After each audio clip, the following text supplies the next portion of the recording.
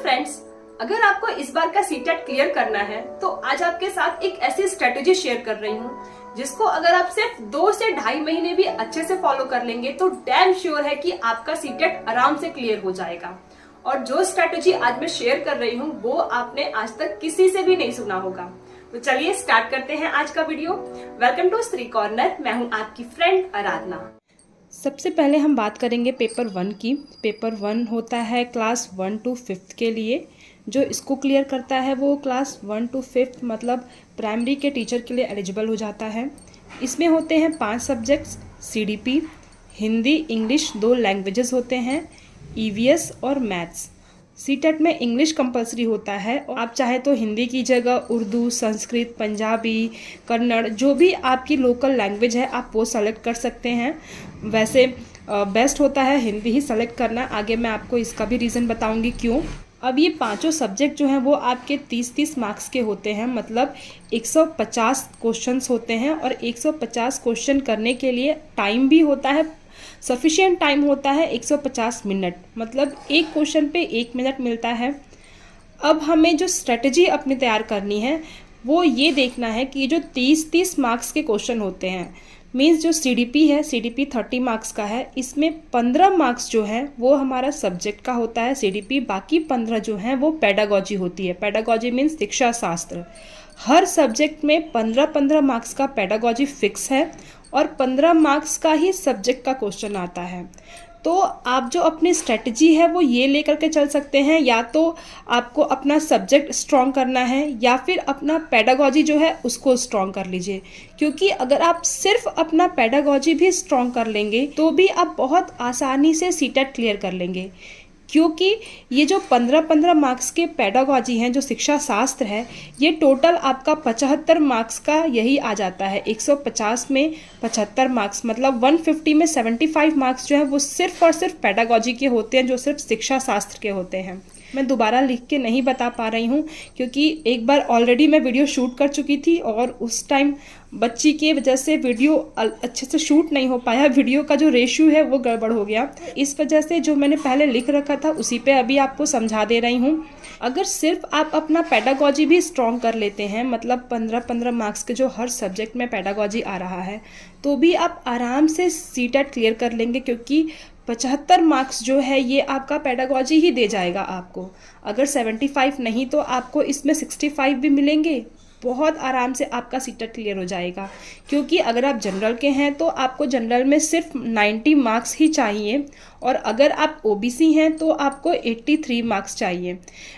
OBC 82.4 something ऐसे होता है, बट 83 ही माना जाता है। तो अगर आप OBC हैं तो आपको चाहिए 83 मार्क्स, अगर आप जनरल हैं तो चाहिए आपको 90 मार्क्स पासिंग के लिए। अब थोड़ा सा आगे बढ़ते हैं। जो 15 मार्क्स हमारा सब्जेक्ट का है, अब ये जो 15 मार्क्स है इसको भी डिवाइड किया गया है 5 और 10 में। ये 5 क्या है? जो 5 है वो हमारा डायरेक्ट जो क्वेश्चन साइकोलॉजी के होते हैं, जैसे कि जीन पियाजे की थ्योरी है, कोलबर्ग की थ्योरी है, मतलब डायरेक्ट इनके थ्योरी से क्वेश्चन आते हैं। 5 क्वेश्चन आपके डायरेक्ट थ्योरी से आते हैं। जो भी थ्योरीज दी रखी हैं अलग अलग राइटर्स की, अलग अलग ऑथर्स की, उनसे आते हैं 5 क्वेश्चन। और जो 10 क्वेश्चन हैं वो आपके NCF हो गया, new education policy, motivation, learning, right to education act, जो ये सब टॉपिक्स हैं इनसे आते हैं 10 क्वेश्चन। तो आपका CDP जो है वो ऐसे डिवाइडेड है 5 + 10। इस रेशियो में आपका CDP डिवाइडेड है। 15 मार्क्स आपका पेडागॉजी हो गया और जो 15 मार्क्स है उसमें 5 क्वेश्चन आपके डायरेक्ट साइकोलॉजी के होते हैं और जो 10 क्वेश्चन हैं वो आपके NCF का, न्यू एजुकेशन पॉलिसी का, motivation, learning, right to education act, और भी जो टॉपिक्स हैं मैं आपको उसका भी एक अलग से वीडियो में समझा दूंगी कि कौन कौन से टॉपिक्स हैं जो आपको पढ़ना है। उनसे आगे बढ़ते हैं लैंग्वेज के तरफ। तो फर्स्ट लैंग्वेज जनरली सब लोग आपको सजेस्ट करते हैं कि फर्स्ट लैंग्वेज हिंदी ही लीजिए। इसके पीछे क्या लॉजिक है कि अगर आप फर्स्ट लैंग्वेज हिंदी लेती हैं तो वो भी डिवाइड किया गया है 9 + 6 में। पहले जो है एक पैराग्राफ आता है और उसके बाद आता है एक पोइट्री। तो जो पैराग्राफ है वो थोड़ा सा इजी हो जाता है हिंदी में समझने में, या फिर जो आपका लोकल लैंग्वेज है, अगर आप कन्नड़ से हैं, आपको मलयालम आती है, आपका लोकल लैंग्वेज कन्नड़ है, मलयालम है या फिर उर्दू है जिसमें आप माहिर हैं, आप वो लैंग्वेज भी ले सकती हैं। अगर आपने कन्नड़ ले रखा है तो 95% चांसेस है कि आप कन्नड़ में बहुत अच्छा स्कोर करेंगी। तो अब हम आगे बढ़ जाते हैं हिंदी में। हिंदी जो हमारा 15 मार्क्स का है वो डिवाइडेड है 9+6 पे। पैराग्राफ आता है उसमें ऑलमोस्ट 9 मार्क्स कवर करता है। उसके बाद 6 मार्क्स जो हैं वो होता है पोइट्री। अब ये पोइट्री में भी डिवाइड किया गया है कि 2 से 3 मार्क्स जो हैं वो ग्रामर का होता है, इसलिए आप ग्रामर पे बिल्कुल टाइम मत दीजिएगा। ये नहीं कि लेकर के ग्रामर बैठ गए, ग्रामर पढ़ने लग गए। ग्रामर मुश्किल से 3 से 2 क्वेश्चन आते हैं, बहुत आएगा तो 3 क्वेश्चन आएंगे, नहीं तो 2 ही क्वेश्चन आएगा ग्रामर का।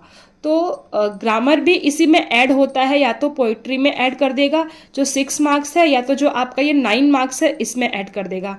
पर सिर्फ और सिर्फ 3 क्वेश्चंस ही होते हैं जो हमारे ग्रामर के होते हैं, इसलिए ग्रामर पे आप टाइम बिल्कुल मत वेस्ट करिएगा। 9 मार्क्स का पैराग्राफ आता है और 6 मार्क्स का पोइट्री आता है। ये है 15 मार्क्स जो आपका हिंदी जो लैंग्वेज है उस पर। अब इंग्लिश लैंग्वेज में भी सेम यही पैटर्न यूज होता है। आगे बढ़ते हैं हम ईवीएस के लिए।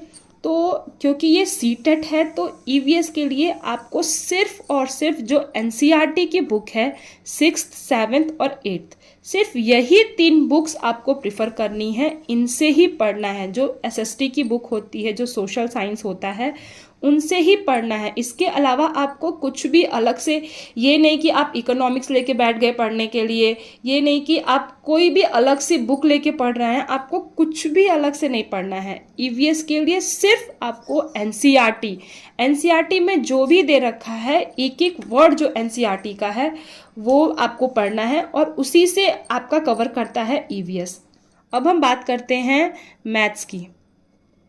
तो जो मैथ्स है इसमें भी 15 मार्क्स जो है हमारा सब्जेक्ट का होता है और 15 मार्क्स जो हैं वो हमारा पेडागॉजी होता है।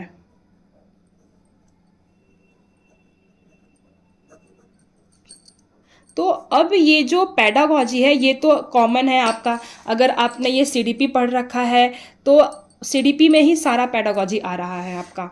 अच्छे से सीडीपी पढ़ लेंगे तो आपका पेडागॉजी उसमें आ जाएगा। पेडागॉजी में सिर्फ यही है कि हमारी जो तार्किक क्षमता है वो कैसी है।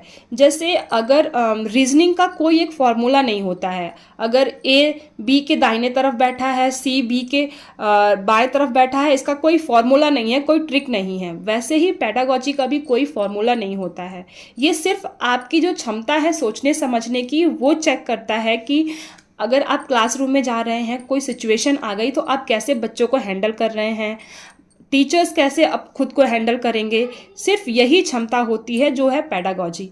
तो आपको सिर्फ इतना ध्यान देना है पेडागॉजी में कि आपको पॉजिटिव आंसर देना है, चाहे कुछ भी हो जाए, पर आपको बच्चे के सेंस में, बच्चे को देखते हुए आपको पॉजिटिव आंसर ही देना है। कभी भी बच्चा गलत हो ही नहीं सकता। आपको सिर्फ ये देखना है कि जो भी ऑप्शंस होंगे उसमें बच्चा ही सही होगा, जो भी बच्चे हैं वो सही होते हैं, बाकी सब दुनिया गलत होती है। आपको ये चीज़ लेकर के चलना है पेडागॉजी में। और मोस्टली ना पेडागॉजी में अगर आपको कुछ नहीं आ रहा है तो आप डी जो है उसको करेक्ट कर दीजिए, डी ही सही होता है पेडागॉजी में। अगर आपको तुक्का लगाना है, कुछ नहीं आ रहा है, क्योंकि माइनस मार्किंग होती नहीं है तो इस वजह से कोई भी क्वेश्चन छोड़ के नहीं आना है। अगर नहीं आ रहा है तो आप तुक्का लगा सकते हैं, डी ऑप्शन मोस्टली राइट ही होता है पेडागॉजी में। और मैथ्स की बात करूँ मैं तो मैथ्स में 15 मार्क्स आपका पेडागॉजी है और जो 15 मार्क्स हैं उसमें कुछ टॉपिक्स हैं जो आपको पढ़ना होगा। 3 से 4 टॉपिक होंगे, वो मैं आपको नेक्स्ट वीडियो में बता दूंगी। और पेपर सेकंड के लिए भी मैं आपको नेक्स्ट वीडियो में बताऊंगी कि पेपर सेकंड की तैयारी कैसे आपको करनी है। मैथ्स काफ़ी इजी आता है तो मैथ्स के लिए भी आपको टेंशन बिल्कुल नहीं लेना है। तो ये था मेरा आज का वीडियो। अगर आपको थोड़ा भी हेल्पफुल लगा हो तो प्लीज़ इस वीडियो को शेयर ज़रूर करिएगा। मिलते हैं फिर नेक्स्ट वीडियो में और